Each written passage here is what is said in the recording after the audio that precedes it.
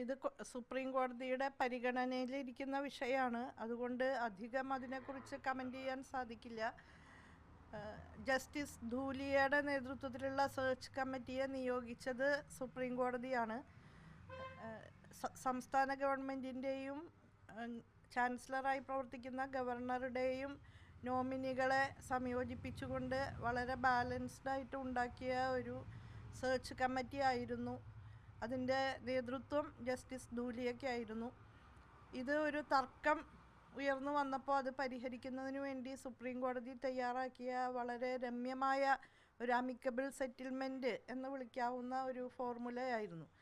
അതനുസരിച്ച് ജസ്റ്റിസ് ധൂലിയയുടെ നേതൃത്വത്തിലുള്ള search committee ഒരു നിർദ്ദേശം മുന്നോട്ട് വയ്ക്കുകയും അത് മുഖ്യമന്ത്രി അംഗീകരിച്ചുകൊണ്ട് ചാൻസലർക്ക് നൽകുകയും ചെയ്തു.